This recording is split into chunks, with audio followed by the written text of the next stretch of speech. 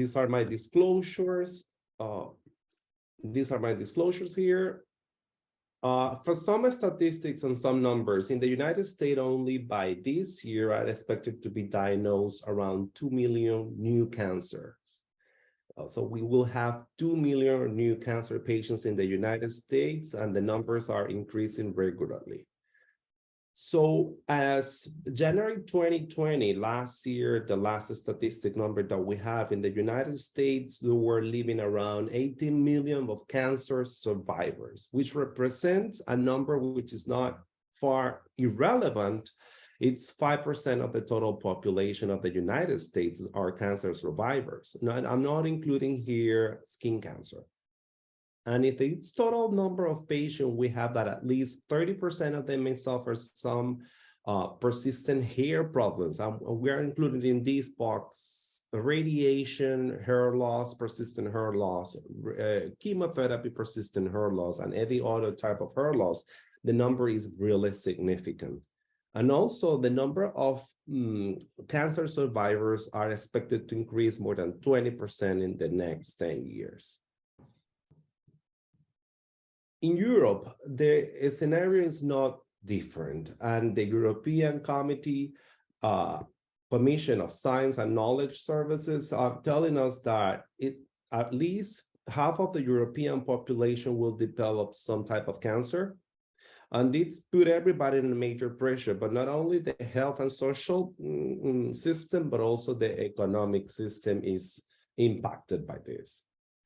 By last year, 2.8 million people were diagnosed or were expected to be diagnosed with cancer in Europe, and nearly 1.3 million people died of this condition. But there are still around 1.5 million of cancer survivors each year diagnosed and living in Europe.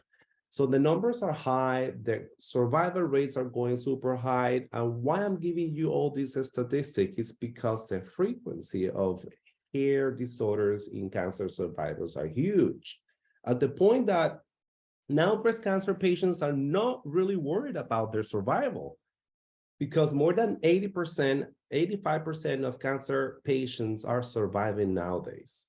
But they will ask questions to the oncologists. The major questions are, I want to be having a persistent hair loss, how my life will change the skin. Now we know that, for example, the skin aging is much higher in cancer patients, in cancer survivors. So it's something that we need to consider. I'm going to have as a model or as an example what's going on with the therapies. I know oncology therapies are very complex, and we have different cytotoxic chemotherapies, endocrine therapies, radiation, and new in cancer therapies that are given nowadays, for example, only for breast cancer as the major or most common cancer among women. As you can see in this table, I'm trying to simplify in the color bars in the bottom part how surgery is given to every single stage or offered to every single stage of breast cancer diagnosis. In addition, endocrine therapy, which is the hormonal therapy, the pill that is given for 5 to 10 years, is given for more than 70% of breast cancer patients as the cornerstone of therapy for breast cancer. Radiation is another therapy usually given or offered to these patients, but after stage 2, 3, and 4, we have, in addition to the previous therapies, cytotoxic chemotherapy, HER2 inhibitors, PRP inhibitors, and CDK4/6 inhibitors, which are other drugs that also can cause hair loss. And we should be interested in them. So we're going to focus in the next few minutes on alopecia attributed to cytotoxic chemotherapy, or the most common cancer therapies given nowadays. For example, in breast cancer, in the most common cancers in the world, we have the first point, chemotherapy-induced alopecia, or CIA, the second, the persistent form of this condition, and the last but not least, because it's very common, the endocrine therapy-induced alopecia.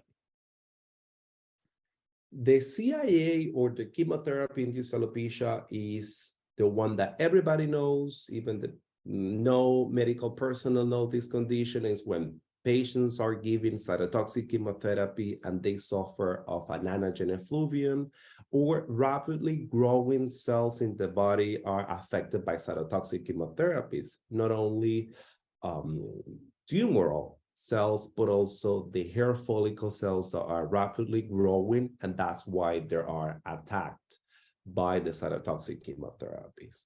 This condition, it's well known to be considered by cancer patients as one of the most traumatic adverse reaction of chemotherapy, with more than 30% of these patients have declared that they feel severely limited by this condition, by the alopecia or the chemotherapy-induced alopecia, even at the point that 14% of breast cancer patients, for example, would consider refusing to receive cytotoxic chemotherapy, knowing the risk of suffering chemotherapy-induced alopecia. So do we know the importance of hair? You know this very well.